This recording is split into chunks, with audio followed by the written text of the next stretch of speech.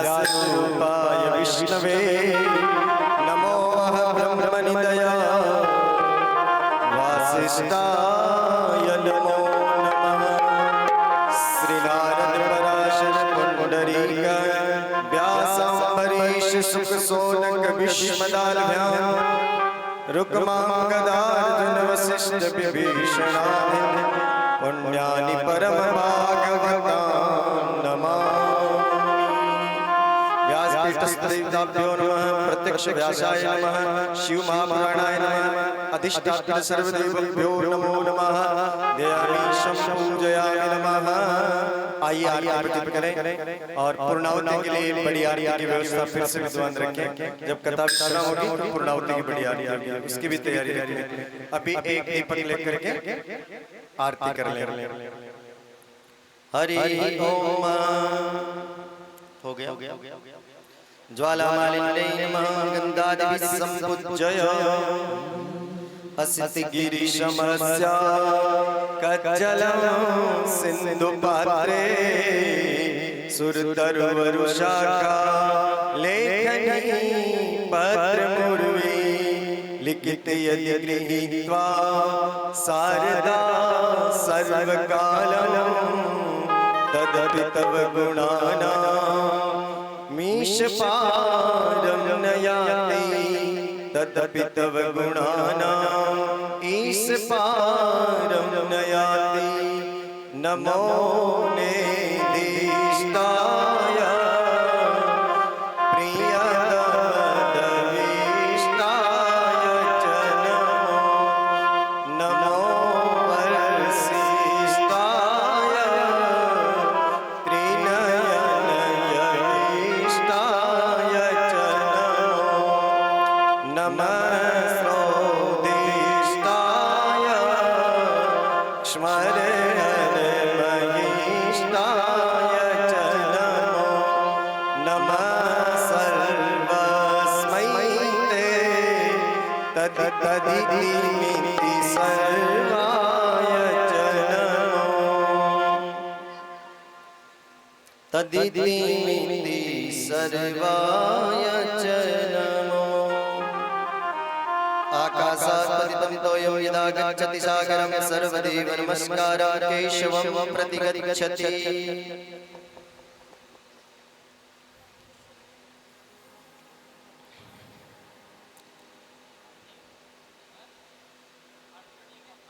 हाँ कर लो।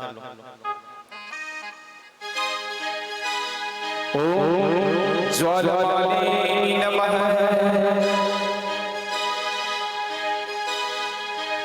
हे प्रभुर गौरव करुणावतारं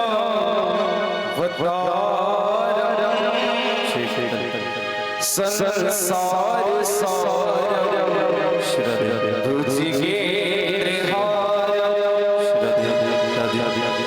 सदा वसन्तं हृदया रविन्द्रे भवानि सहितं नमामि। हे भोले बाबा तेरी आरती गाओ। हे भोले बाबा तेरी आरती गाओ। हे भोले बाबा तेरी आरती गाओ। हे शंकर जी तेरी आरती गाओ।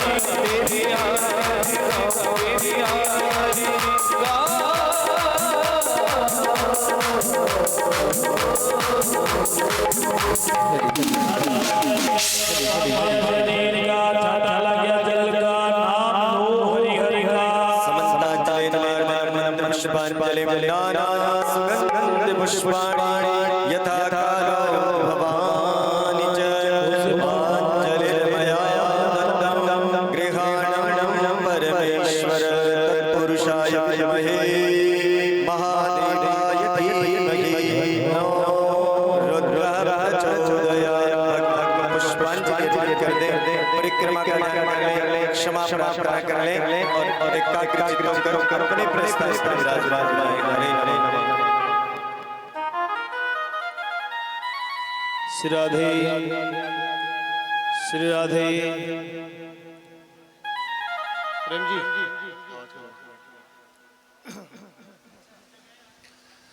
हरि ओम। स्वस्ति श्री गणेशाय नमः। वर्णानामर्थ संगानां रसानां छन्दसामपि मंगलानां च कर्तारौ वन्दे वाणी विनायकौ नारायणं नमस्कृत्य नरं चैव नरोत्तमं देवीं सरस्वतीं व्यासं ततो जयमुदीरये। चिंता संतान हंतारो यत्पादाम्बुजवे नमः। श्रेयाणां निजाचार्य प्रणमामि मुहुर्मुहुः। वाञ्छाकल्पतरुभ्यश्च कृपा सिन्धुभ्य एव च पतितानां पावनेभ्यो वैष्णवेभ्यो नमो नमः। राधा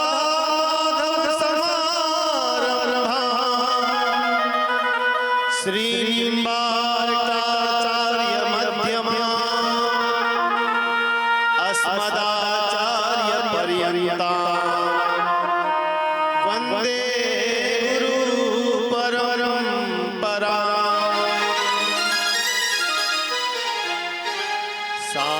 शांताकारं भुजगशयनं पद्मनाभं सुरेशं विश्वाधारं गगनसदृशं मेघवर्णं शुभांगं लक्ष्मीकान्तं कमलनयनं योगिर्भिर्ध्यानगम्यं वन्दे विष्णुं भवभयहरं सर्वलोकैकनाथं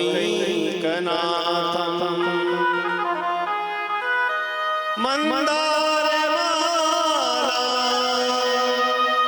कुलितालकायै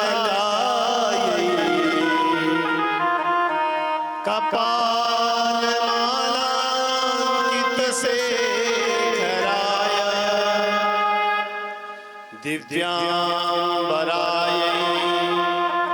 च दिगंबराय नमः शिवाय च नमः शिवाय। जय जय श्री राधारमण, जय जय नवल किशोर, जय गोपी चित चोर प्रभु, जय जय माखन चोर। आइए आज की विश्राम दिवस की कथा में प्रवेश करें। मुझे पता है आज सबको अपने अपने घर जाना है, सबको जल्दी हो रही है, लेकिन कोई बात नहीं। जो भगवान द्वादश ज्योतिर्लिंग की कथा है उसको श्रवण करेंगे। कहते हैं विश्राम दिवस की कथा श्रवण करने से संपूर्ण कथा को श्रवण का फल प्राप्त होता है। तो संपूर्ण शिव पुराण का फल अपने को लेना है, इसलिए द्वादश ज्योतिर्लिंग की कथा हम सभी भगवान नारायण के इस दिव्य जन्मोत्सव पाठोत्सव के उपलक्ष्य में जो ये भगवान हरि और हर की कथा हो रही है, इसको श्रद्धा के साथ मन को एकाग्र करके श्रवण करें। हरिहर शरणम हरिहर शरणम हरिहर शरणम हरिहर हरि हर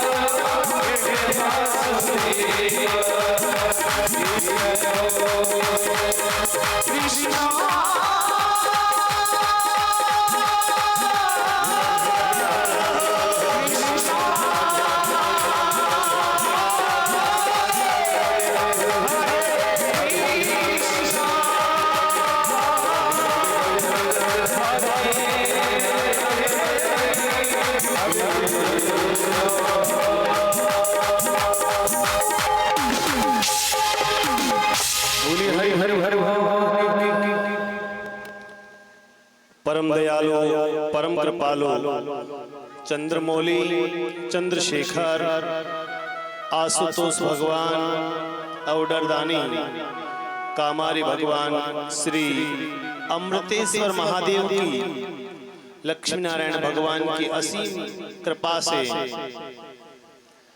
ये श्री लक्ष्मी नारायण मंदिर परिवार द्वारा आयोजित चतुर्थ विष्णु महायज्ञ महारुद्र यज्ञ एवं भगवान नारायण का तृतीय पाटोत्सव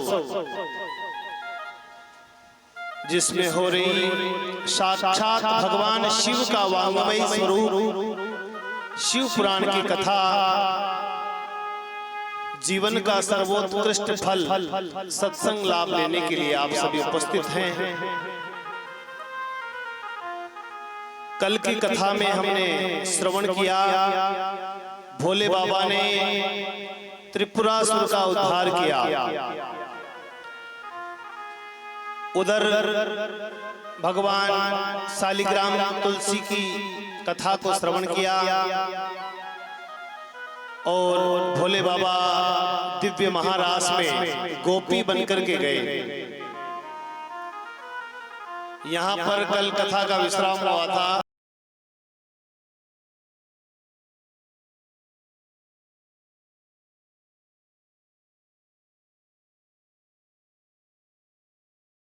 भगवान का अभिषेक किया। कल सायंकाल वेला में 2100 शालिग्राम जो पुष्कर वाले महाराज जी लेकर के पधारे हैं पूरे नारायण के परिवार को, और भगवान नारायण ने दिखाया कि मेरा भी इतना बड़ा परिवार है। उस पूरे परिवार का आप सभी भक्तों ने श्रद्धा के साथ में तुलसी दल से सहस्रार्चन किया। वैष्णवों, ये जितना भी पुण्य फल अपने को मिल रहा है ये सब नारायण की असीम असीम असीम कृपा है। और नारायण का प्रोग्राम ऐसा होता है महाराज जिसकी कल्पना करते हैं ना उससे बहुत बहुत विस्तार होकर के फिर वो कार्यक्रम होता है। ये सब उसकी व्यवस्था है। ये हमारे लक्ष्मी नारायण भगवान की असीम कृपा है।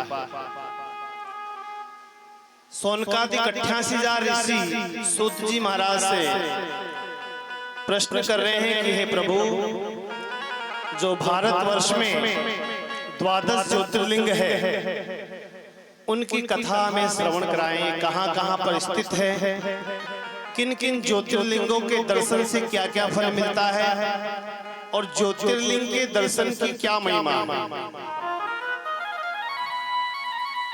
वैसे तो प्रत्येक जीव मात्र को इस पृथ्वी लोक पर धराधाम पर जन्म लेते ही महाराज ऐसा संकल्प करना चाहिए कि 12 ज्योतिर्लिंग का कम से कम जीवन में एक बार दर्शन अवश्य करें। लेकिन ये जब भी संभव हो जब भोले बाबा की कृपा होगी। आइए भगवान के 12 ज्योतिर्लिंग का नाम मेरे साथ साथ आप सभी वैष्णव उच्चारण करें। श्रावण का महीना है, हरिहर का महीना है। सौराष्ट्रे सोमनाथं च सौराष्ट्रे सोमनाथं च श्रीशैले मल्लिकार्जुन श्रीशैले मल्लिकार्जुन उज्जैन्यां महाकालम् उज्जैन्यां महाकालम् ओंकारं ममलेश्वर ओंकारं ममलेश्वर परल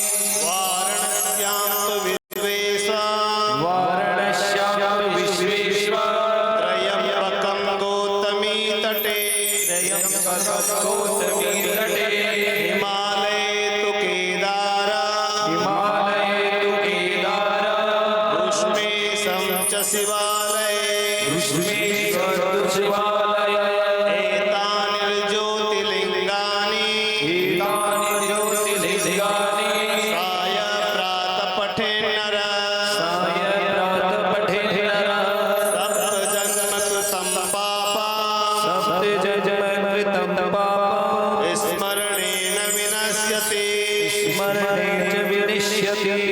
ऐसी महिमा कही गई है महाराज द्वादश ज्योतिर्लिंग की कि जो भी वैष्णव साय और प्रातः ये द्वादश ज्योतिर्लिंग के नाम स्मरण करता है उसके सब जन्म के पाप नष्ट हो जाते हैं।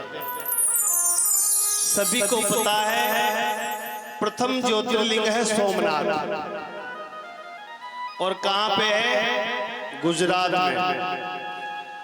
और प्रथम दिवस ही मैंने बताया था कि जहां जहां भी हर का स्थान है वहीं पास में प्रसिद्ध हरि का स्थान भी है। तो उधर सोमनाथ ज्योतिर्लिंग तो है ही, उधर साक्षात भगवान नारायण द्वारकाधीश भी विराजमान है। सोमनाथ ज्योतिर्लिंग की महिमा इस प्रकार से है कि राजा दक्ष ने अपनी 27 कन्याओं का विवाह चंद्रमा से किया, किंतु महाराज हुआ ऐसा कि ये चंद्रमा 27 पत्नियों के अंदर केवल रोहिणी जैसे ही प्रेम करने लगा। जैसे ही सब बाकी की पत्नियों ने जाकर के अपने पिता से कहा कि ये चंद्रमा इस प्रकार का भेदभाव करते हैं, तो राजा दक्ष ने चंद्रमा को खूब समझाया, लेकिन महाराज चंद्रमा नहीं माने दक्ष के समझाने पर भी। और राजा दक्ष ने चंद्रमा को श्राप दे दिया क्या कि तुम क्षय हो जाओ। इसलिए महाराज 15 दिवस कृष्ण पक्ष जिसे हम अंधेरी कहते हैं और 15 दिवस शुक्ल पक्ष जिसे हम उजाली कहते हैं, ये राजा दक्ष का श्राप है चंद्रमा जी को। जैसे ही चंद्रमा जी को श्राप लगा तो चारों तरफ हाहाकार मच गया। सब देवता और ऋषि ब्रह्मा जी के पास में गए और महाराज चंद्रमा के उस प्रभास क्षेत्र में एक शिवलिंग की स्थापना की। इस चंद्रमा ने भगवान शिव जी का पूजन किया और भोलेनाथ से प्रार्थना की कि आप हमेशा हमेशा के लिए यहाँ विराजमान हो जाएं। वही महाराज सोमनाथ ज्योतिर्लिंग हुआ। बोले सोमनाथ भगवान की हो।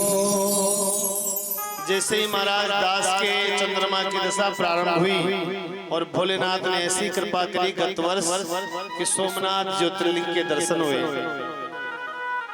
और मैं आपसे भी निवेदन करूंगा कि सोमनाथ प्रथम ज्योतिर्लिंग है, कम से कम वैसे तो 12 ज्योतिर्लिंग के दर्शन करें, लेकिन महाराज सोमनाथ ज्योतिर्लिंग के दर्शन तो अवश्य करें।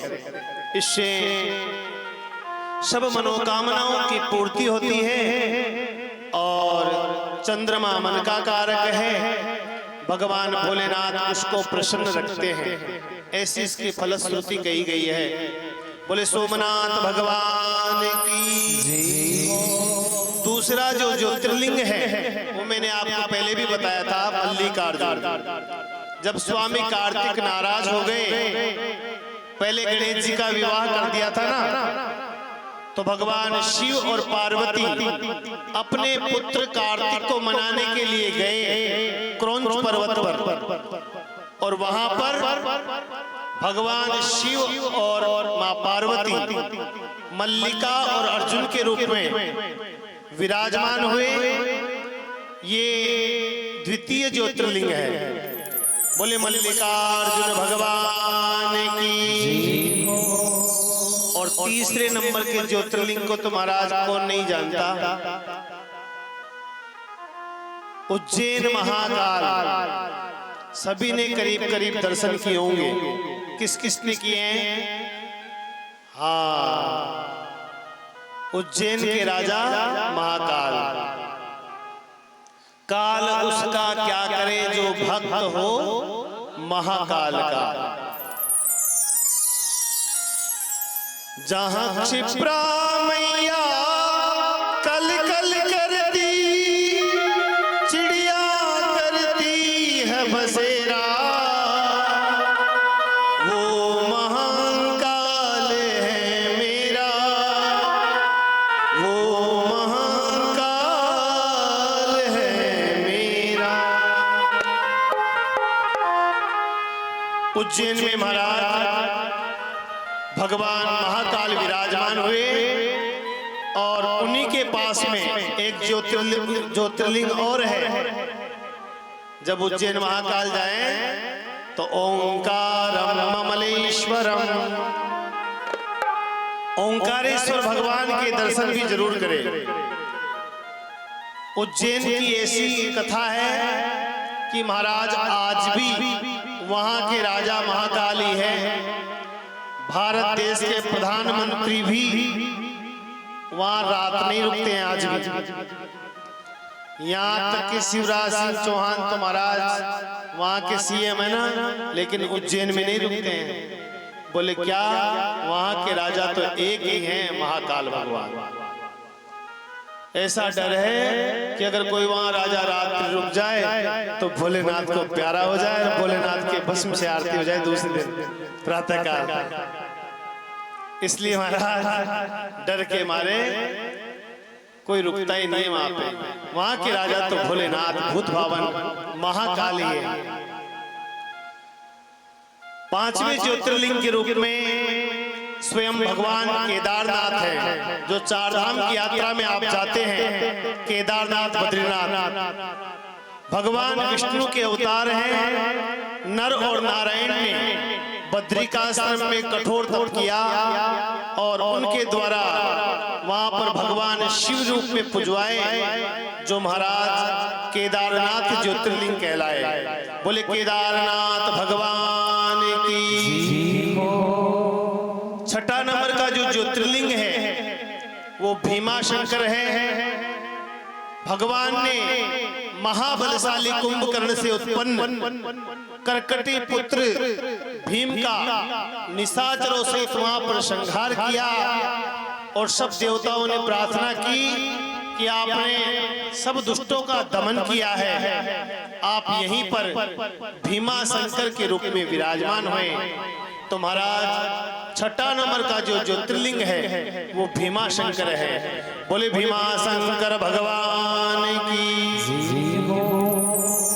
सातवां नंबर का जो ज्योतिर्लिंग है वो काशी विश्वनाथ में है, जहाँ स्वयं भगवान ने नारायण ने जाकर के नील कमल से सहस्रार्चन किया।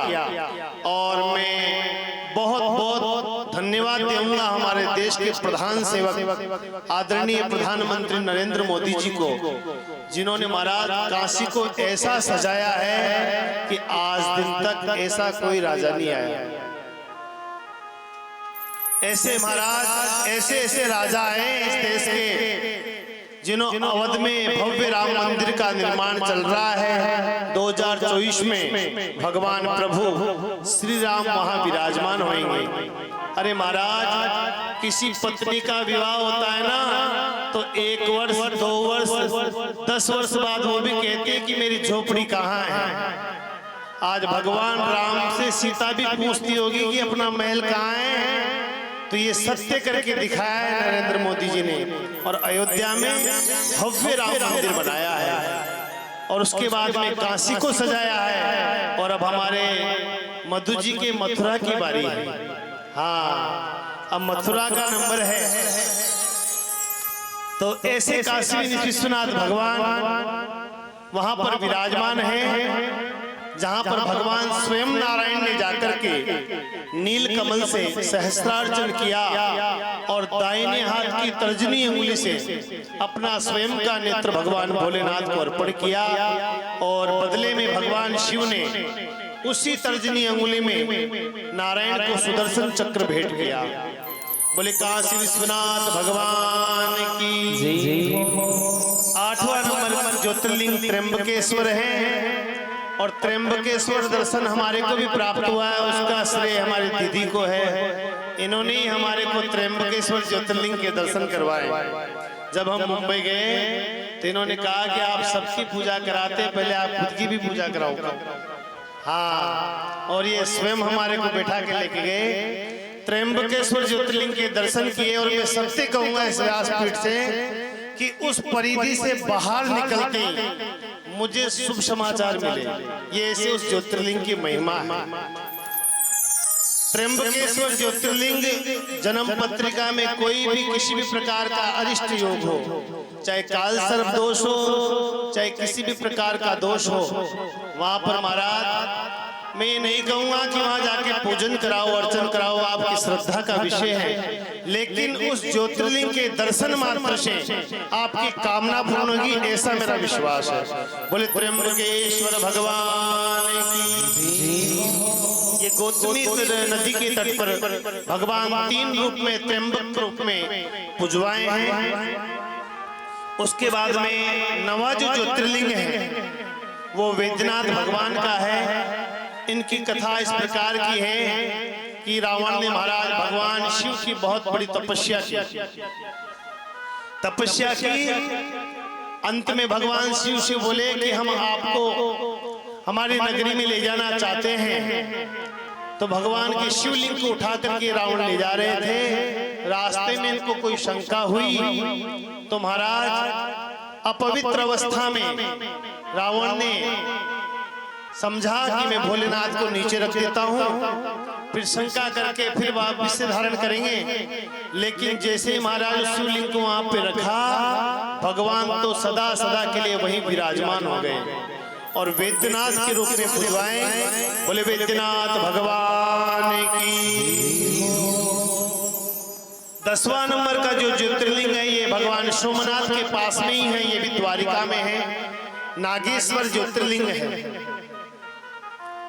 ये भी अपने शिव के परम भक्त सुप्रिय एक वैश्य हुए, जिनके खातिर कारागार में भगवान शिव प्रकट हुए और दारू का वध किया। और दारूका वन में भगवान शिवलिंग ज्योतिर्लिंग के रूप में नागेश्वर में विराजमान हुए। बोले नागेश्वर भगवान की। 11वें नंबर के ज्योतिर्लिंग को भी करीब करीब बहुत अच्छे से सब लोग जानते हैं। रामेश्वरम, भगवान राम ने रावण से विजय प्राप्ति के लिए अभिजित मुहूर्त में रामेश्वर ज्योतिर्लिंग की प्रतिष्ठा की। और आज भी ऐसा मानना है कि किसी भी शिवालय की यदि प्रतिष्ठा कराएं तो महाराज अभिजित मुहूर्त से बढ़िया कोई मुहूर्त नहीं होता है।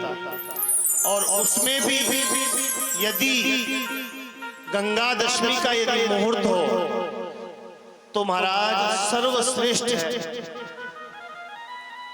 रामेश्वरम ज्योतिर्लिंग की स्थापना भगवान राम ने स्वयं की। रावण परम विद्वान था, माता जानकी को स्वयं लेके आया, पूजन करवाया और इस ज्योतिर्लिंग की स्थापना की। जो भी गंगा जल से इस ज्योतिर्लिंग का अभिषेक करता है, प्रभु उसकी सब कामना को पूर्ण करते हैं और वो इस जीवन से मुक्त हो जाता है और उसे शिवलोक की प्राप्ति हो जाती है। बोले रामेश्वरम भगवान की जी। और 12वां नंबर का ज्योतिर्लिंग तो हमारा स्वयं का है, गुष्मेशम च शिवालय। सर्वप्रथम तो वहां के 3 चमत्कार श्रवण करें। क्या कि वहां पर बहुत समय से अखंड ज्योत जल रही है। और मैं तो यहाँ तक कहूंगा कि ये जो मिलान हुआ है सब कुछ ये गुष्मेश्वर महादेव की ही कृपा है। बोले गुष्मेश्वर महादेव की जय हो। सर्वप्रथम दीदी शिवाड़ गुष्मेश्वर महादेव के दर्शन करने गए थे, वहां पूज्य पिताजी से मिले और वो ऐसा मिलन हुआ कि आज हरि और हर का मिलन हो रहा है। इस बात को करीब 15 वर्ष हो चुके हैं। वहां पर अखंड ज्योत जलती है। जब भी भारत देश पर या राष्ट्र पर कोई संकट आता है तो महाराज वो ज्योति खंडित हो जाती है। ये भगवान भोलेनाथ का साक्षात चमत्कार है शिवाड़ में। अपने यहाँ जयपुर में तो फिर भी एक दिन में एक शिवलिंग पर 2 सहस्त्रगढ़ कर लेते हैं। वहां पर एक दिन में एक ही सहस्त्रगढ़ होता है और ब्राह्मण समाज की पत्नियां स्वयं 1000 घट ला करके भगवान का रुद्रपाठ चलता रहता है और एक सीमा अंकित है, वहां तक जलमग्न भगवान शिव को किया जाता है, तब सहस्त्रगढ़ पूर्ण माना जाता है। एक समय की बात है, हम स्वयं उसके साक्षी हैं। एक भक्त ने उसके महाराज मन में न जाने क्या कामना आई, क्या उसके मन में कोई भाव आ गया ऐसा कि भगवान भोलेनाथ का सहस्त्रगढ़ ही नहीं भरा। जैसे वो सीमा के पास में आया और महाराज शिव सरोवर की मृत्तिका लगाते हैं उस जल को रोकने के लिए, वो मृत्तिका ऑटोमेटिक रिसक गई और वो जल महाराज सब बह गया। तो जो भी श्रद्धा भाव से पुत्र की कामना के लिए विशेष है, यहाँ के प्रमुख उद्योगपति रतनलाल गंगा बिशन करनानी, उनके महाराज वंश नहीं चलता था। वो जाकर के वहाँ के जो प्रचारक उनसे बात की, उन्होंने बताया कि यहाँ यदि आप एक सहस्त्रगढ़ कराएं तो आपके घर के पुत्र की प्राप्ति होगी। उनके घर में कोई भी महाराज गर्भ होता तो या तो खंडित हो जाता या फिर लड़की का जन्म होता। बड़ा परिवार था, 3-4 भाइयों का। उन्होंने जाकर के सहस्त्रगढ़ कराया। नवम मास उनके पुत्रवधु गर्भवती हुई और सुंदर बालक का जन्म हुआ। तभी से उनकी बड़ी आस्था जुड़ी वहां पर। और जो शिव पुराण में कथा है वो भी यही है, अभी आपको श्रवण कराएंगे। शिवरात्रि के दिन नाग देवता वहां पर दर्शन देने के लिए आते हैं आज भी, और एक क्षण के लिए वो जो देवगिरी पर्वत है वो स्वर्ण का हो जाता है। ऐसी वहां की महाराज महिमा कही गई है। भगवान भोलेनाथ घुश्मेश्वर महादेव शिवाड़ में विराजमान हुए। कई लोगों की भ्रांति है, आज भी दक्षिण भारत के लोग कृष्णेश्वर महादेव एक महाराष्ट्र में और है, उसी को भी मानते हैं। लेकिन शिव पुराण में ऐसा लिखा है कि जहां पर भी घुश्मेश्वर ज्योतिर्लिंग हो तो उसके पश्चिम भाग में देवगिरी पर्वत हो और कुछ दूरी पर बिल्व वन हो और पास में पवित्र नदी बहती हो। वहां पर जहां पर ऐसे संकेत हो, क्योंकि जो भी ज्योतिर्लिंग को सत्यापित करते हैं, भारतवर्ष के जो 4 शंकराचार्य हैं वो जाकर के उस ज्योतिर्लिंग को सत्यापित करते हैं पुराण शास्त्रों के माध्यम से। जगत गुरु शंकराचार्य जी महाराज, ज्ञानानंद जी महाराज वहां पधारे हैं। पुरी पीठ वाले जो महाराज हैं उन्होंने भी वो भी वहां पधारे हैं और उन्होंने सत्यापित किया है कि इस ज्योतिर्लिंग के पीछे देवगिरी पर्वत है। सब कुछ बना सकते हैं कृत्रिम, लेकिन देवगिरी पर्वत को कोई नहीं बना सकता, वो तो नेचुरल है। और पास में जो पवित्र नदी बनास नदी बहती है, जिसका वशिष्ठ नदी के नाम से उल्लेख है पुराणों में, वो नदी वहां बहती है। और पास में एक क्षेत्र जहां महाराज बहुत हजारों की संख्या में बिल्व पत्र के पेड़ हैं, जिसे बिल्व वन कहते हैं। तो ये सब संकेत वहां मिलते हैं, तो हम तो उसी को ज्योतिर्लिंग मानते हैं। और राजस्थान में एकमात्र ज्योतिर्लिंग है घुश्मेश्वर महादेव। घुश्मेश्वर महादेव की महिमा ऐसी है कि एक सुधर्मा नाम के एक ब्राह्मण हुए। इन ब्राह्मण के एक पत्नी है, उनका नाम है सुदेहा। इस सुदेहा के महाराज कोई संतान नहीं हुई विवाह के उपरांत, और इनके पतिदेव दुखी रहने लगे। तो सुदेहा ने एक दिन अपने पति का दुख देखा नहीं गया और कहा कि हे पतिदेव, मेरी एक छोटी बहन और है घुश्मा, उससे आप विवाह कर लीजिए। हो सकता है उसके भाग्य में पुत्र हो और उसको पुत्र की प्राप्ति हो जाए। ये सुधर्मा ने ऐसा ही किया और घुश्मा से विवाह कर लिया। विवाह करते ही इस घुश्मा के एक पुत्र का जन्म हो गया। ये घुश्मा जब से विवाह होके आई, वैसे तो जन्म से ही ये भगवान शिव की भक्ति करती थी, लेकिन इसके एक नियम और था। ये नित्य मिट्टी का पार्थिव शिवलिंग बनाती सरोवर से लाके।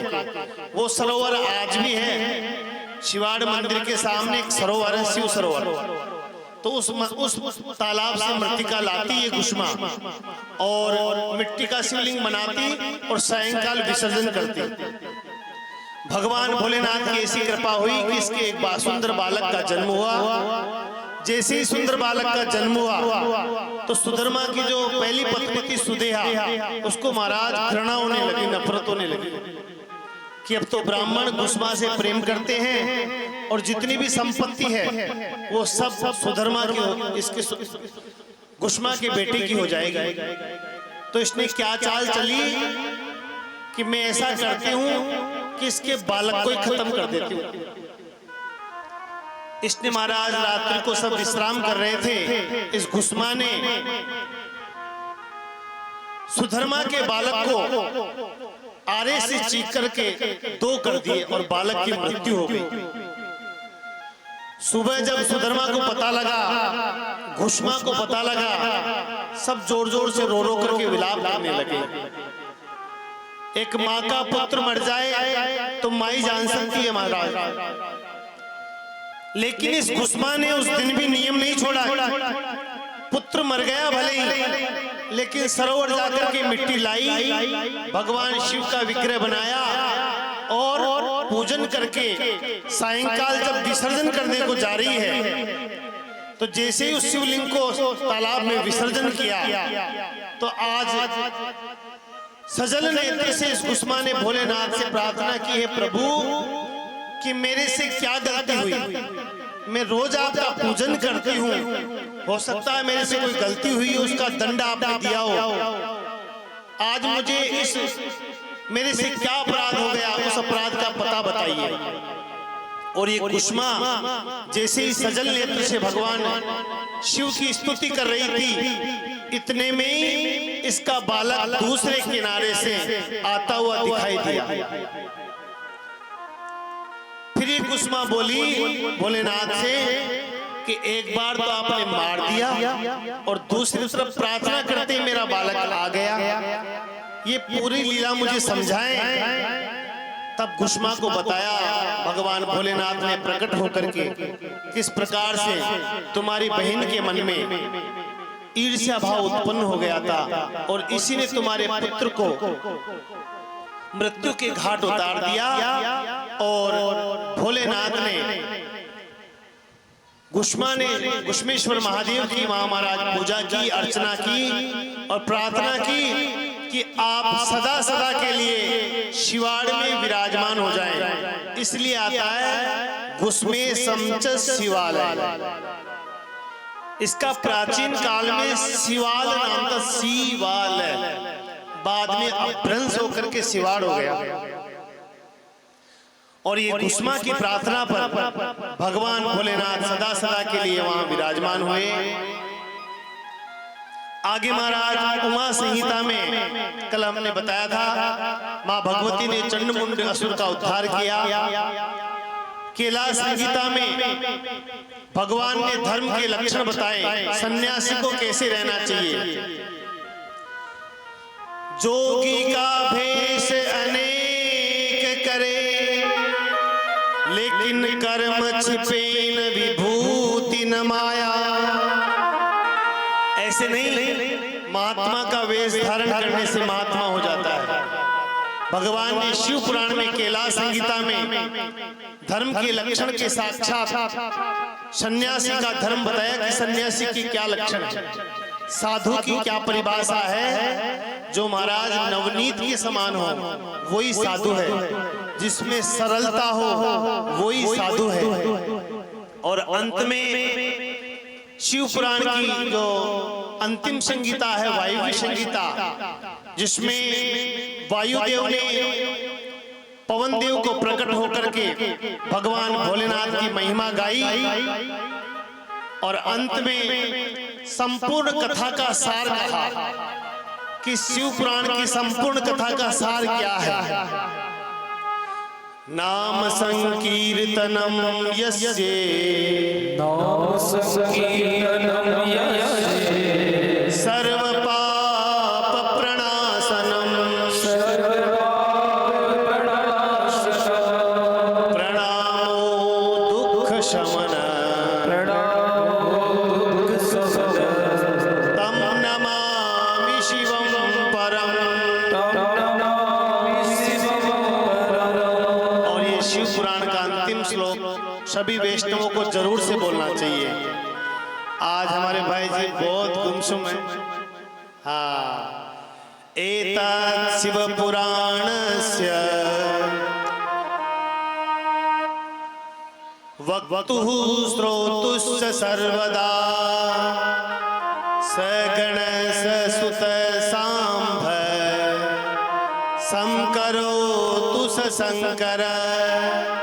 सब हाथ जोड़े, भगवान भोलेनाथ से प्रार्थना करें, मन को एकाग्र करें और अमृतेश्वर महादेव से प्रार्थना करते हुए इस शिव पुराण का अंतिम श्लोक सभी को वाचन करना है, साथ साथ बोलना है। ओम एतत् शिव पुराणस्य वक्तुः श्रोतुश्च सर्वदा सगणः ससुतः सांबः संकरोतु सशंकर। बोलो अमृतेश्वर भगवान की जय। आप सबके प्रेम से इस बालक को जो भी महाराज टूटी फूटी सेवा ये शिव पुराण की कथा कहने का सौभाग्य मिला, इसमें किसी भी प्रकार की कोई त्रुटि रही हो तो कुछ माँ समझ के और मेरे बराबर की सब बहन समझ करके सर्वप्रथम तो क्षमा प्रार्थी हूँ आप सभी से। और इस लक्ष्मी नारायण मंदिर परिवार का बहुत बहुत धन्यवाद है। और मैं प्रार्थना करता हूँ भगवान नारायण से कि आप सभी यहाँ से नारायण के चरणों की रज, उनका शुभ आशीर्वाद सदैव और सर्वत्र जहाँ भी आप रहें वहाँ साथ आपके बना रहे, ऐसी भगवान नारायण से प्रार्थना करता हूँ। हमारे नरेंद्र जी भाई जी और दीदी चंद्रिका जी का बहुत बहुत धन्यवाद। आपने महाराज पूरे 6 महीने पहले से इस आयोजन की खूब भग करके तैयारी की।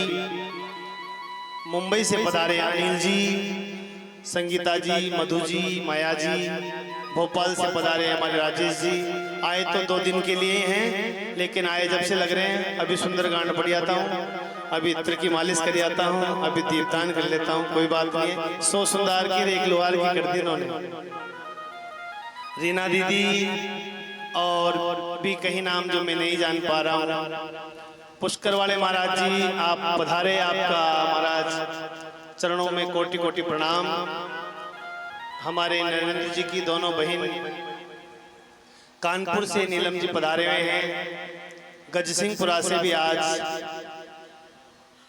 मंदिर परिवार पधारे हैं, जहां हमारी इससे पूर्व शिव पुराण की कथा हुई थी।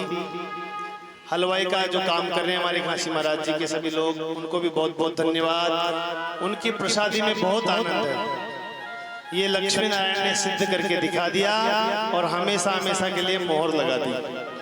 दीपक भैया मात्र हमारे टेंट का कोई महाराज सामान्य राशि लेते, सेवा ही करते हैं आप भी। लाइट वाले भैया, संगीत वाले सभी भैया, और हाँ पटना से भी पधारे हैं, आपका भी कोटि कोटि धन्यवाद। भगवान नारायण का शुभ आशीर्वाद। और पूज्य माताजी और पिताजी पधारे हैं, इनको भी कोटि कोटि प्रणाम। हाँ दिल्ली वाले नहीं रह सकते, दिल्ली वाले क्या है बीआई जी को लेके नहीं आए इस बार, अकेले अकेले आ गए। हाँ आपने भी महाराज जी शिव के परम भक्त हैं। हाँ दिल्ली वाले, हाँ दोनों दीदी हमारे पधारी हैं नरेंद्र जी की, 7 दिन तक यहाँ पे रही, भगवान की खूब कथा श्रवण की। और मेरे परम मित्र मुरारी जी, आप स्वयं कथा करते हैं महाराज। इनको एक दिन का समय नहीं है, मैं कोई बड़ी बात नहीं कहूँगा, श्रावण में एक दिन का समय भी नहीं है, लेकिन 7 दिन तक महाराज रात और दिन 8 दिन तक ये रहे और पूरा कार्यक्रम विधिवत संपन्न कराया। जीजा जी का तो आज जन्मदिन है, सुबह अपन ने सबने शुभकामनाएं दे दी। साथ में जो सब ब्राह्मण एक सेवा मात्र कर रहे हैं इस यज्ञ में, आयोजन में, उन सभी ब्राह्मणों को, मित्र प्रेम जी को, कमलेश जी को, हरीश जी को, सबको कोटि कोटि धन्यवाद। धोनी जी को, साउंड वाले भैया को। और यहीं पर कथा का विराम रहेगा। भगवान का एक बार पूजन होगा, उसके उपरांत फिर आरती करके भगवान नारायण की आरती करेंगे सभी लोग। बोले लक्ष्मी नारायण भगवान की जय हो। और अंत में कहेंगे कि सितारों को आंखों में महफूज रखना, आगे देर तक अंधेरी रात ही रात होगी। मुसाफिर हो तुम भी और मुसाफिर है हम भी, फिर इस लक्ष्मी नारायण मंदिर में मुलाकात होगी। बोले लक्ष्मी नारायण भगवान की जय हो, जय हो। अरे भोला बिहारी मैं घोड़ते बिहारी, अरे भोला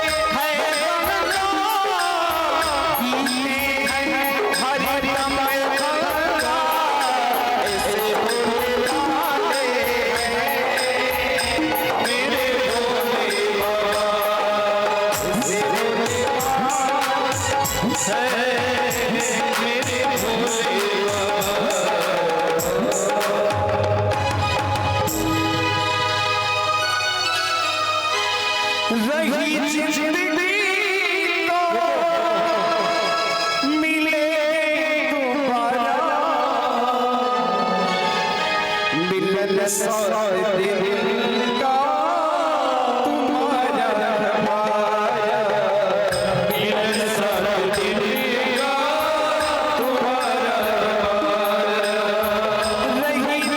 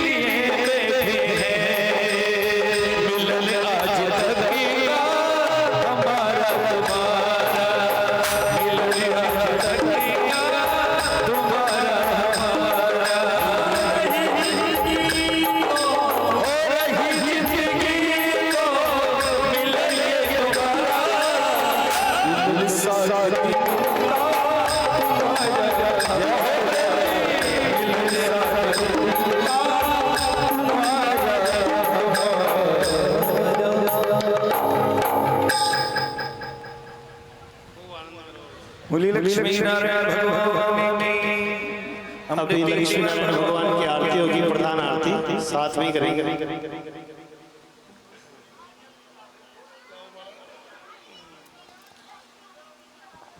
सभी भक्तगण आरती में पधारे और लक्ष्मी नारायण भगवान के मंदिर में आज की आरती होगी हमारी। हाँ, सभी यजमान लक्ष्मी नारायण मंदिर में पहुंचे और जो हमारे ऊपर जो यजमान के हुए हैं हमें दिया है और भी स्टाफ के जो लोग हैं वो शीघ्र लक्ष्मी नारायण मंदिर प्रांगण में पधारे। कुछ ही क्षणों बाद आरती प्रारंभ होगी, वहीं से नारायण की आरती करेंगे, तत्पश्चात भगवान शिव की आरती करेंगे और फिर सब लोग प्रसादी करेंगे। जय बोलो लक्ष्मी नारायण भगवान की।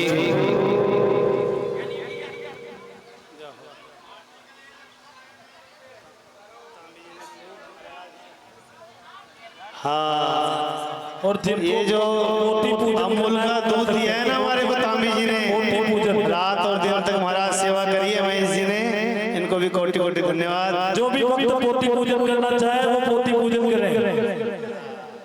पूजन जो भी हाँ राम राम एक राम राम दो राम राम तीन राम राम चार राम राम पाँच राम राम छः राम राम सात राम राम आठ राम राम नौ राम राम 10 राम राम 11 राम राम 12 राम राम 13 राम राम 14 राम राम 15 राम राम 16 राम राम 17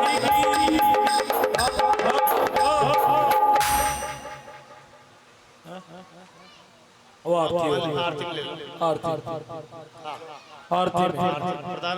प्रधान आरती में दिव्य जाति के दर्शन लाइव चलाइए आप बहुत हजारों जन्मों के पुण्य उदय होते हैं तो ऐसा अवसर हमें मिलता है भागवत श्रवण करने का सौभाग्य हमको मिलता है